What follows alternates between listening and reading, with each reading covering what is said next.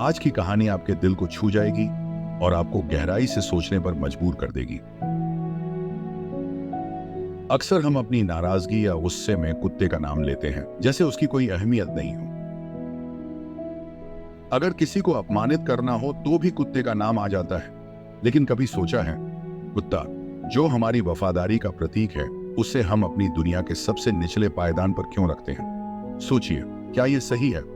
वह चाहे कितना भी भूखा हो, दरवाजे पर दिन रात इंतजार करे, हम उसे कभी नजरअंदाज करने में संकोच नहीं करते। कभी सोचा है क्यों? आज मैं आपसे गुजारिश करता हूं, बस 5 मिनट का समय निकालिए, इस कहानी को अंत तक ध्यान से सुनिए, क्योंकि शायद आज आपकी सोच बदल जाए। शायद आज आपको दुनिया को देखने का एक नया नजरिया मिले। एक समय की बात है, एक छोटे से गांव में रमेश नाम का एक लड़का रहता था। उसके चेहरे पर हमेशा चिंता की लकीरें बनी रहती थीं, जैसे उसकी जिंदगी में कोई बड़ी उलझन हो। वह दिन रात बस यही सोचता रहता कि आखिर मेरे साथ ऐसा क्यों हो रहा है? क्या मैंने पिछले जन्म में कोई भयंकर पाप किया था, जिसकी सजा मुझे इस जन्म में मिल रही है? रमेश के मन में सवालों का समंदर उफान मारता रहता था। उसकी रातें करवटों में बीतती और सुबह होते ही फिर वही बेचैनी और उदासी। उससे ऐसा लगता मानो किस्मत ने उसे सदा के लिए दुख और दर्द के दलदल में धकेल दिया हो। एक दिन रमेश को गांव के बुजुर्गों से पता चला कि गांव से कुछ ही दूर एक महान साधु रहते हैं। कहते हैं, उनकी बातें सुनकर लोगों के जीवन की सबसे गहरी उलझनें सुलझ जाती हैं। रमेश के भीतर उम्मीद की एक नन्ही सी किरण जाग उठी। उसे लगा कि शायद वही साधु उसकी परेशानियों का हल जानते होंगे। क्या मैं भी अपनी तकलीफों से छुटकारा पा सकता हूं? यह सवाल अब उसके दिलो दिमाग पर छा गया था। अगले ही दिन सूरज निकलने से पहले रमेश अपने सफर पर निकल पड़ा। दूर से साधु का आश्रम दिखाई दिया, पेड़ों के बीच, जैसे एक दिव्य स्थान जहां से शांति और आशीर्वाद की रोशनी फूट रही हो। जब रमेश आश्रम पहुंचा तो उसने देखा कि साधु महाराज कुछ लोगों के साथ बैठे थे। साधु की आंखों में अजीब सी गहराई थी, मानो उनके सामने आते ही हर समस्या का हल मिल जाएगा। तब रमेश ने साधु को प्रणाम किया और कहा, महात्मा, मेरे मन में एक प्रश्न उठ रहा है। साधु ने रमेश की ओर बड़ी सौम्यता से देखा और मुस्कुराते हुए बोले, वत्स, तुम्हारे प्रश्न में गहराई है। बिना किसी संकोच के पूछो, जो भी तुम्हारे मन में उठ रहा है, मैं तुम्हारे मन का बोझ हल्का करना चाहता हूं। रमेश ने सिर झुकाकर कहा, गुरुदेव, मैं यह जानना चाहता हूं कि कुत्ते को रोटी का टुकड़ा खिलाने से मनुष्य को क्या लाभ होता है? यह साधारण सा कार्य क्या किसी गहरे अर्थ से जुड़ा है? साधु ने अपनी आंखें बंद की और एक गहरी सांस लेते हुए बोले, वत्स, संसार की हर छोटी चीज का अपना एक महत्व होता है। कुत्ते को रोटी खिलाने का कार्य साधारण नहीं, बल्कि एक अनमोल उपकार है। जो व्यक्ति कुत्ते को रोटी का टुकड़ा खिलाता है, उसे 8 अनमोल लाभ प्राप्त होते हैं। ये लाभ इतने अद्भुत हैं कि एक बार व्यक्ति इनका अनुभव कर ले तो उसका जीवन दुखों से मुक्त और सुख समृद्धि से भर जाता है। यह कर्म केवल धरती पर ही नहीं बल्कि मृत्यु के बाद भी व्यक्ति को मोक्ष दिलाता है। रमेश ने उत्सुकता पूर्वक पूछा, गुरुदेव, ये 8 लाभ कौन से हैं? ऋषि ने धीरे धीरे मुस्कुराते हुए कहा, धैर्य रखो, मैं तुम्हें एक कहानी सुनाता हूं, जिससे तुम्हें इन लाभों का महत्व समझ में आएगा। बहुत समय पहले की बात है। एक गांव के किनारे एक काला कुत्ता भटकता फिरता था। भूख और लाचारी से उसकी हालत दयनीय हो चुकी थी। गांव के लोग उसे तिरस्कृत नजरों से देखते और कोई उसकी मदद करने को तैयार नहीं था। वह कुत्ता दिन रात गांव की गलियों में दर दर भटकता रहा, लेकिन किसी ने उसे रोटी का एक टुकड़ा तक नहीं दिया। फिर एक दिन थकान और निराशा से भरा हुआ वह कुत्ता गांव से दूर एक नदी किनारे पहुंचा, जहां एक साधु का आश्रम था। कुत्ता धीरे धीरे आश्रम के पास आया और करुणा से भरी निगाहों से साधु की ओर देखा। साधु उस समय ध्यान में बैठे थे। जब ऋषि ध्यान से उठे तो कुत्ते ने उसने कहा, हे मुनिवर, मुझे लगता है कि आप बहुत विद्वान और ज्ञानी हैं, इसीलिए मैं भूखा प्यासा आपके पास आया हूं। कृपया मुझे रोटी का एक टुकड़ा दीजिए, जिसे खाकर मैं अपनी भूख मिटा सकूं। तब ऋषि बोले, हे हंस, क्या तुम गांव जाना चाहते हो? क्या किसी ने तुम्हें रोटी का एक टुकड़ा भी नहीं दिया, जिसे खाकर तुम अपनी भूख मिटा सको? कुत्ता उदास स्वर में ऋषि से कहता है, हे मुनिवर, मैं क्या कहूं? मेरी बात सुनकर शायद आप यकीन नहीं करेंगे। हम जैसे जीवों की पीड़ा समझने के लिए कोई तैयार नहीं होता। ऋषि ने मुस्कुराते हुए कहा, वत्स, चिंता मत करो, मुझे सब बताओ। तुम्हारी हर बात को मैं ध्यान से सुनूंगा। तुम्हें इस असहाय स्थिति में देखकर मेरा हृदय व्याकुल हो रहा है। कुत्ते ने एक गहरी सांस ली और अपनी दुख भरी दास्तान शुरू की। इस संसार में हम पर कोई दया नहीं करता। न हमारे पास कोई घर है, न आश्रय। हम रोटी के टुकड़े के लिए भटकते रहते हैं। हम कपड़े पहनना नहीं जानते। सर्दी, गर्मी, बारिश, हर मौसम में हम यूं ही घूमते रहते हैं। हमारी स्थिति किसी को दिखाई नहीं देती। हमें पढ़ना लिखना नहीं आता, ही कोई हमें सिखाने की कोशिश करता है। अनुशासन क्या होता है, हमें तो इसका भी ज्ञान नहीं। कुत्ता फिर कहने लगा, भगवान ने हमें यह जीवन दिया, लेकिन दुखों का ऐसा बोझ भी डाल दिया कि हम किसी के सामने गिड़गिड़ाते फिरते हैं। हमें तो जैसे पीड़ा सहने के लिए ही बनाया गया है। हम तुम्हारी तरह स्वतंत्र नहीं हैं। जब हम जन्मे थे, हमारी आंखें और कान बंद थे। हमें कुछ पता नहीं था। नाच गाना और खुशियों की कोई गूंज हमारे जन्म पर नहीं थी। हमारे लिए कोई संगीत नहीं बजा, कोई उत्सव नहीं हुआ। हम जिस बिस्तर पर थे वो रुई का मुलायम था। बिल्कुल भी ठंड नहीं थी। मैं मन ही मन सोच रहा था कि मैं बड़े घर में पैदा हुआ हूं। कुत्ते की आवाज और भारी हो गई। उसने अपनी आंखों में आई नमी को पोंछते हुए कहा, जब मेरी आंखें खुली तो मैंने देखा कि हम राख के ढेर में लेटे हुए थे। मेरी माँ, जिसे आप लोग कुतिया कहते हो, अपने 5 बच्चों को सीने से लगाए उस राख में सो रही थी। वो हमें अपने आंचल में छुपाने की कोशिश कर रही थी ताकि हम ठंड से बच सकें। मैं सबसे छोटा था, सबसे कमजोर, और शायद इसीलिए मैंने सबसे पहले यह दुनिया की कठोरता देखी। मेरे बाकी 4 भाई लाल और काले रंग के थे और मैं अकेला काले रंग का था। माँ बहुत कम हमारे पास आती थी क्योंकि उसे अपना पेट भरने के लिए दर दर भटकना पड़ता था। कुत्ते की आवाज भर्राई, उसकी आंखें आंसुओं से भर आईं। फिर वो बोला, अगर माँ खुद खाना नहीं खाती तो हमें दूध कैसे पिलाती? वो दिन भर भूखी प्यासी रहती, लेकिन हमें अपना सब कुछ देती। हम 5 भाई उसी एक माँ पर पूरी तरह निर्भर थे। कभी उसे खाना मिलता तो कभी नहीं। फिर भी वो हमारी भूख की परवाह करती। वो तो हमारी माँ थी ना। चाहे खुद भूखी रहे, लेकिन हमें कभी भूखा नहीं सोने देती थी। कुत्ते ने एक गहरी सांस ली। उसकी आंखों में माँ की यादें उमड़ पड़ी। वह बोला, माँ रात भर गांव की रखवाली करती थी। किसी में हिम्मत नहीं थी कि उसकी जगह ले सके। कोई अनजान व्यक्ति या चोर अगर गांव में बुरी नीयत से घुसने की कोशिश करता तो माँ उन्हें अपने भौंकने से ही भगा देती। यहां तक कि दूसरे गांव के कुत्ते भी हमारी माँ के डर से गांव में कदम नहीं रखते थे। वो अकेले ही किसानों की फसल की रक्षा करती थी। कोई जानवर खेतों में घुसकर फसल खराब करने की हिम्मत नहीं कर पाता। माँ अपनी पूरी जिंदगी गांव की रक्षा में समर्पित कर देती थी। फिर भी किसी इंसान को इतना भी ख्याल नहीं आता था कि उसे एक रोटी का टुकड़ा दे दें। कुत्ते की आवाज अब दर्द से भारी हो चुकी थी। उसने रुंधे गले से कहा, माँ को मजबूरन कभी कभी खाना छीनना पड़ता था।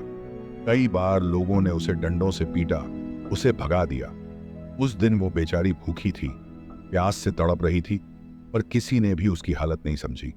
उसकी भूख की आग उसे अंदर से जला रही थी और ऊपर से उसे हम 5 की चिंता सताती थी। कुत्ता सुबकते हुए बोला, मुनिवर, आखिर हमें भी आपकी तरह भूख लगती है।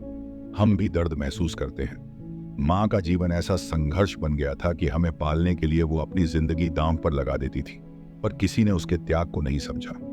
भूखी प्यासी, दर दर भटकने वाली हमारी माँ, जब पेट की आग उसे चैन से बैठने नहीं देती थी तो वह लोगों के घरों से चोरी करने पर मजबूर हो जाती थी। भूख जब बर्दाश्त के बाहर हो जाती तो जो कुछ भी खाने की चीज मिलती वही उठा कर ले जाती। पेट की ज्वाला शांत करने के लिए उसे यह सब करना पड़ता था, वरना भूख उसे मार डालती। कुत्ता गहरी सांस लेते हुए बोला, लेकिन मुनिवर, जब लोग उसे चोरी करते देख लेते तो उस पर लाठियां बरसाते। कई बार तो क्रूर लोग उसे घर के अंदर बंद करके बेरहमी से पीटते थे। मेरी माँ के शरीर पर कितनी चोटें थीं, पर उसने कभी हार नहीं मानी। पर मुनिवर, वो क्या गलत कर रही थी? उसने सिर्फ अपने और हमारे पेट की आग बुझाने के लिए खाना चुराया था। हम चोरी में कोई आनंद नहीं पाते थे, पर हमारे भूखे पेट हमें ये करने पर मजबूर करते थे। कुत्ता रुंधे गले से आगे बोला, एक दिन की बात है मुनिवर, जब आसमान से ओले गिर रहे थे, ठंडी हवाएं चल रही थीं, चारों ओर बारिश हो रही थी। उस रात इतनी ठंड थी कि मेरे तीनों भाई उस ठंड से मर गए। माँ हमारे छोटे छोटे ठिठुरते हुए शरीरों को देख रही थी। वो हमें बचाने की कोशिश करती रही, पर आखिरकार वो ठंड के शिकार हो गए। उस रात माँ बहुत रोई। उसने अपनी जान लड़ा दी, पर वो उन्हें बचा नहीं पाई। पर मुनिवर, उस आदमी को हमारा दर्द समझ नहीं आया, जिसने अपने कुछ बच्चों को खो दिया था। आंसू पोंछते हुए कुत्ता बोला, अब सिर्फ मैं और मेरा एक भाई बच गए थे। हमारी माँ हम दोनों का ध्यान और भी ज्यादा रखने लगी, पर उसके संघर्षों का अंत नहीं था। एक दिन उसी गांव में एक सेठ के घर में भोज का आयोजन हुआ। वहां अनेक प्रकार की मिठाइयां और पकवान बन रहे थे। सेठ जी के घर बहुत से मेहमान आए हुए थे। माँ ने खाने की तलाश में बार बार वहां जाकर कुछ मांगने की कोशिश की, लेकिन हर बार उसे डांट कर भगा दिया गया। किसी ने उसकी भूख को समझा ही नहीं। मुनिवर, क्या एक रोटी देकर उनका क्या बिगड़ जाता? लेकिन किसी को दया नहीं आई। मेरी माँ बार बार जाती और वहीं खड़ी देखती रहती। कुत्ता अपने दर्द को संभालते हुए बोला, बस सेठ जी के आंगन में भोज शुरू हुआ। मेरी माँ भूख से तड़प रही थी, उसे कुछ नहीं सूझ रहा था। तभी जैसे ही भोजन परोसने वाला व्यक्ति किसी काम से अंदर गया, माँ चुपचाप वहां रखी रोटी लेने चली गई। पर तभी किसी ने उसे देख लिया। चारों ओर से लोग चिल्लाने लगे। माँ घबरा गई। वह वहां से भागने की कोशिश करने लगी, पर उसे भागने का कोई रास्ता नहीं मिल रहा था। चारों ओर लोग लाठी लेकर उसकी ओर दौड़ रहे थे। कुत्ता अब अपनी माँ की मौत के खौफनाक पल याद करके कांपते हुए बोला। माँ ने वहां बैठे लोगों के बीच से भागने की कोशिश की, लेकिन उसे समझ नहीं आ रहा था कि किस तरफ जाए। लाठियों की आवाज और चीखों से डरकर वह और तेज भागने लगी। माँ के लिए वो पल मौत से भी बदतर थे। उसकी आंखों में मौत का खौफ था। वो भागती रही, पर वो लोग उसे चारों ओर से घेर रहे थे। मुनिवर, उस दिन मेरी माँ की आंखों में जो डर था, वो आज तक मेरी आंखों से नहीं गया। कुत्ते ने कहा, हे मुनिवर, मेरी माँ को उनके बाहर निकलने पर उतना आश्चर्य नहीं हुआ जितना वहां खाना खा रहे लोगों को देखकर हुआ। वे सभी खड़े हो गए। उन्होंने खाना बंद कर दिया और कहने लगे कि कुतिया के लंबे समय तक रहने के कारण भोजन खराब हो गया है। सभी एक दूसरे से चर्चा कर रहे थे कि अब क्या किया जाना चाहिए। भोजन सब खराब हो गया है। तभी सेठ जी फूट फूट कर रोने लगे। लोग यह भी कह रहे थे कि कुतिया के लंबे समय तक रहने के कारण भोजन खराब कैसे हो गया है। उसने किसी भी भोजन को अपने मुंह में नहीं डाला है। कुत्ते को भी तो घर के अंदर ही खिलाते और सुलाते हैं, तो इसमें कोई बुराई नहीं है। लेकिन कुछ बड़े घरों के लोग इस बात पर अड़ गए कि खाना खराब हो चुका है और अब इसे खाने लायक नहीं है। वो कहते रहे कि भले ही कुत्ते को अंदर खाना खिलाते हो, लेकिन यहाँ इतने लोगों के बीच ये अस्वीकार्य है। आखिरकार उनकी बात मानी गई और पूरा भोज वहीं समाप्त कर दिया गया। कुत्ते ने गहरी सांस लेते हुए कहा, उस दिन सारा खाना गरीबों में बांट दिया गया। माँ ने पहली बार अपने जीवन में इतना भरपेट खाना खाया। उसके चेहरे पर पहली बार एक सच्ची खुशी दिखी। वो खाना खाकर थकान मिटाने के लिए वहीं आंगन में आराम से लेट गई। शायद उसने पहली बार जीवन में चैन की नींद सोने की कोशिश की। लेकिन मुनिवर, उसकी यह खुशी बहुत छोटी थी। थोड़ी ही देर बाद सेठ जी एक डंडा लेकर आ गए। उन्होंने बिना कुछ सोचे समझे मेरी माँ को बेरहमी से पीटना शुरू कर दिया। वो उसे वहां से भगाने लगे और डंडों की बेतहाशा चोटों से माँ की दर्द भरी चीखें पूरे गांव में गूंजने लगीं। मुनिवर, उसकी वो चीखें इतनी दर्दनाक थीं कि अगर पत्थर भी सुन लेते तो पिघल जाते। लेकिन सेठ जी का दिल पत्थर से भी सख्त निकला। उन्होंने अपनी क्रूरता जारी रखी। कुत्ता अपनी माँ की पीड़ा को याद करते हुए बोला। माँ की दर्दनाक चीखें पूरे गांव में फैल गईं। कुछ लोग दौड़ते हुए वहां आए। उन्होंने सेठ जी से कहा, सेठ जी, उसे छोड़ दो। वो एक जानवर है। वो अपनी भूख के आगे मजबूर है। भूख से तो इंसान भी अपनी अक्ल खो देता है, फिर वो तो बेजुबान जानवर है। अब उसे मारकर क्या मिलेगा? जो होना था वो हो गया। उसे माफ कर दो। कुत्ते ने गहरी सांस लेते हुए ऋषि से कहा, हे मुनिवर, उस दिन मेरी माँ बहुत दर्द में हमारे पास आई थी। उसके शरीर पर डंडों की मार के निशान थे और उसकी आंखों में आंसू थे। उसने हमें सारी कहानी सुनाई और हम दोनों भाई बस उसे देख रहे थे। हमारे मन में बस एक ही सवाल था, क्या कुत्तों का जीवन हमेशा ऐसा ही होता है? क्या हम इसी तरह इंसानों की क्रूरता और बेदर्दी के शिकार बनते रहेंगे? माँ ने जो कुछ झेला वो सिर्फ एक रोटी के टुकड़े के लिए था। हम सोच रहे थे कि एक आदमी जिसके पास सब कुछ होता है, वो भी इतनी छोटी सी बात पर हमें मारने से क्यों नहीं चूकता? कुत्ता आंखों में आंसू भरते हुए आगे बोला, एक दिन उसी गांव के बाहर एक ब्राह्मण आकर रहने लगा। वो बेचारा भी भूखा और थका हुआ था। उसने अपनी भूख मिटाने के लिए चूल्हा जलाया, उसमें दाल पकाई और आटा गूंथ कर रख दिया। फिर वो पानी लेने के लिए पास के कुएं पर चला गया। मेरी माँ उसी समय वहां भटकते हुए पहुंच गई। जब उसने उस आटे को देखा तो सोचा कि शायद इसका कोई मालिक नहीं है। भूख से व्याकुल होकर उसने वो आटा खाना शुरू कर दिया। कुत्ते की आवाज में दर्द साफ झलक रहा था। उधर ब्राह्मण जब पानी लेकर लौटा तो उसने देखा कि मेरी माँ उसका आटा खा रही है। उसे देखते ही ब्राह्मण का चेहरा दुख से भर गया। वो बेचारा भी 2 दिन से भूखा था और थका हुआ था। वो रोने लगा क्योंकि उसकी मेहनत और भूख का इकलौता साधन वो आटा था। गांव के कुछ लोगों ने उससे कहा, ब्राह्मण देवता, इस कुतिया ने तो आपका आटा भी बर्बाद कर दिया है। ये वही है जिसने सेठ जी की पूरी रसोई बर्बाद की थी। ब्राह्मण की आंखों में दुख के साथ साथ गुस्सा भी भर आया। उसने कुछ सोचे बिना ही मां पर डंडे से हमला कर दिया। कुत्ते ने अपनी मां की हालत याद करते हुए कहा, मुनिवर, मेरी मां उस आटे को ढंग से खा भी नहीं पाई थी। उससे पहले ही उसे डंडों से पीट पीट कर भगा दिया गया। वो कई महीनों तक इधर उधर भटकती रही, भूखी प्यासी। तब मुझे समझ आया कि इंसान कितना स्वार्थी होता है। अगर हम उसका काम भी करते हैं तो भी वो हमें अपनाने के लिए तैयार नहीं होता। इंसान सिर्फ अपने स्वार्थ में अंधा हो गया है। कुत्ते की आवाज में आक्रोश और पीड़ा थी। हे मुनिवर, हम कुत्ते उन्हीं मतलबी लोगों के साथ क्यों रहें जो हमें तिरस्कार और तकलीफ देते हैं? जो लोग हमें प्यार से रोटी देते हैं, उनकी हम रात दिन रखवाली करते हैं। हम उनके घर, खेत और परिवार की सुरक्षा करते हैं। फिर भी इंसान हमारी अहमियत नहीं समझता।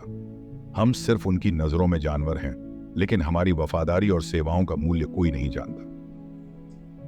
साधु ने उसकी पीड़ा सुनी और बोले, वत्स, तुम्हारी पीड़ा केवल तुम्हारी नहीं है। यह संसार की एक बड़ी सच्चाई है कि जो कमजोर और निस्वार्थ है उसे लोग तिरस्कार से देखते हैं। लेकिन इंसान अगर यह समझ जाए कि तुम्हें रोटी खिलाने के क्या फायदे होते हैं तो शायद वे ऐसा न करें।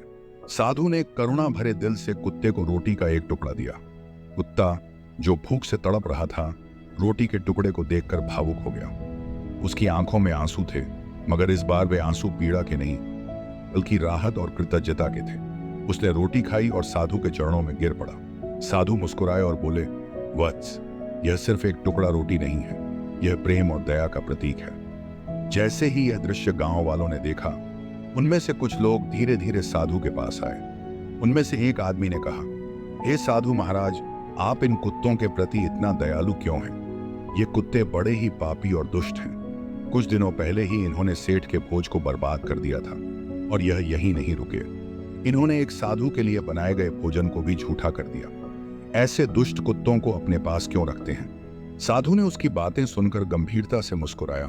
उन्होंने उस व्यक्ति की आंखों में देखा और बोले, तुम्हारी बात सही है, लेकिन तुम यह नहीं समझते कि इन कुत्तों की इस दुर्दशा के पीछे कारण क्या है।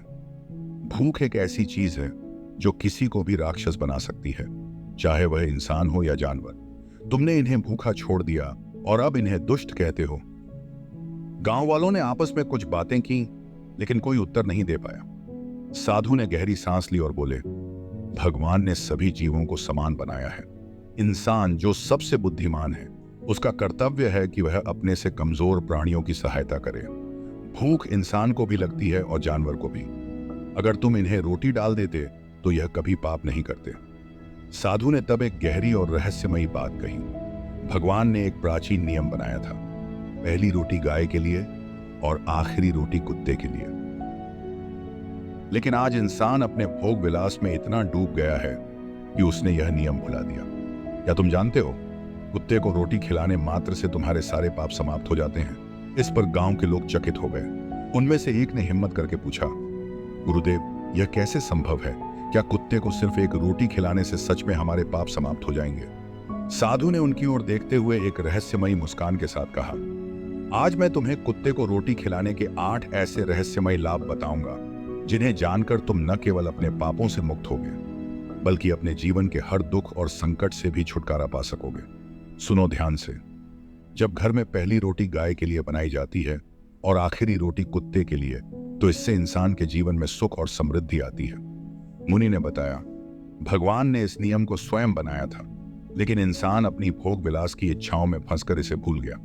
आजकल लोग अपने खाने पीने में इतना लिप्त हो गए हैं कि वे ये नहीं समझते कि दूसरों के प्रति थोड़ी दया दिखाने से उनके जीवन में कितनी सकारात्मकता आ सकती है। कुत्ते को रोटी खिलाने का सबसे बड़ा लाभ यह है कि इससे शनि ग्रह के बुरे प्रभाव का नाश होता है।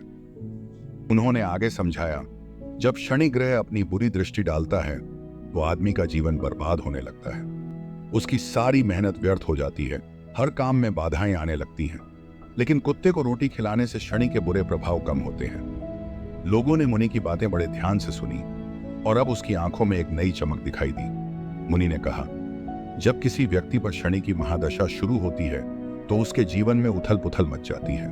उसके बनते काम बिगड़ने लगते हैं और वो आर्थिक तंगी का शिकार हो जाता है। लेकिन अगर वो व्यक्ति नियमित रूप से कुत्ते को रोटी खिलाता है तो शनि के बुरे प्रभाव काफी हद तक कम हो जाते हैं।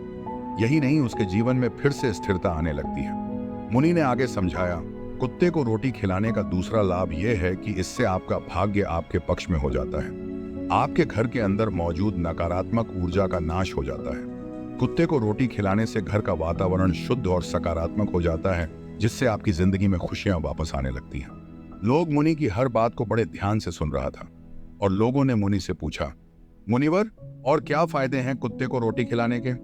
मुनि ने मुस्कुराते हुए कहा, कुत्ते को रोटी खिलाने का तीसरा बड़ा लाभ यह है कि देवी लक्ष्मी प्रसन्न होती हैं। जब लक्ष्मी जी प्रसन्न होती हैं तो आपके घर में धन और समृद्धि का वास होता है। कुत्ते को रोटी खिलाने से आपको कभी धन की कमी नहीं होती और जीवन में आर्थिक संकट दूर हो जाते हैं। चौथा लाभ यह है कि यदि आप कर्ज में डूबे हुए हैं तो कुत्ते को रोटी खिलाने से आपको कर्ज से मुक्ति मिलती है। और अगर आप कर्ज में नहीं हैं, आप पर कभी कर्ज का बोझ नहीं आएगा। कुत्ते की आंखों में आश्चर्य और खुशी दोनों झलकने लगे। मुनि ने अपनी बात जारी रखते हुए कहा, कुत्ते को रोटी खिलाने का पांचवा फायदा यह है कि सुबह शाम अगर आप कुत्ते को खाना देते हैं तो आपका व्यापार भी बहुत अच्छा चलता है। आपके कारोबार में बढ़ोतरी होती है और आप आर्थिक रूप से मजबूत बनते हैं। छठा फायदा यह है कि कुत्ते को रोटी देने से आपकी उम्र बढ़ती है और अगर आपका कोई अटका हुआ पैसा है तो वह वापस आ जाता है, मुनि ने बताया। सातवां फायदा यह है कि कुत्ते को रोटी खिलाने से आप हमेशा स्वस्थ और मानसिक रूप से मजबूत रहते हैं। आपका दिमाग हमेशा ऊर्जावान रहता है और आपके विचार सकारात्मक होते हैं। लोगों ने अब मुनि से पूछा, और आठवां फायदा मुनिवर? मुनि ने एक गहरी सांस लेकर कहा, आठवां और सबसे बड़ा फायदा यह है कि कुत्ते को रोटी खिलाने से भगवान हमेशा खुश रहते हैं। भगवान को सभी जीवों की चिंता होती है और जो इंसान सभी जीवों पर दया दिखाता है उस पर भगवान की विशेष कृपा बनी रहती है। भगवान हमेशा उस व्यक्ति की रक्षा करते हैं, उसका और उसके परिवार पर कभी कोई संकट नहीं आता। मुनि की बातें सुनकर आदमी ने गहरी संतुष्टि महसूस की और कहा, मुनिवर, आपने मेरी आंखें खोल दी। अब मैं समझता हूं कि क्यों इंसानों को कुत्ते को रोटी खिलानी चाहिए। मुनि ने हंसते हुए कहा, इसलिए कुत्ते को कभी रुलाना नहीं चाहिए। जब कुत्ता रोता है तो यह अपशकुन माना जाता है और किसी विपत्ति या दुखद घटना का संकेत हो सकता है। इसलिए इंसानों को हमेशा कुत्तों के साथ दयालुता से पेश आना चाहिए। ऋषि की बातें सुनकर वहां मौजूद रमेश के मन में एक नई चेतना जागी। उसने प्रण किया कि वह अब से कुत्तों के प्रति दया दिखाएगा और नियमित रूप से उन्हें रोटी खिलाएगा। दोस्तों, इस कहानी से हमने सीखा कि कुत्तों को रोटी खिलाने के क्या क्या फायदे होते हैं। यदि आपको यह कहानी पसंद आई हो तो इसे अपने दोस्तों के साथ जरूर शेयर करें और जो लोग कुत्तों के प्रति क्रूरता दिखाते हैं उन्हें यह वीडियो भेजें ताकि वे भी जानवरों के प्रति दया का भाव रखें। दोस्तों, मिलते हैं अगले वीडियो में। धन्यवाद।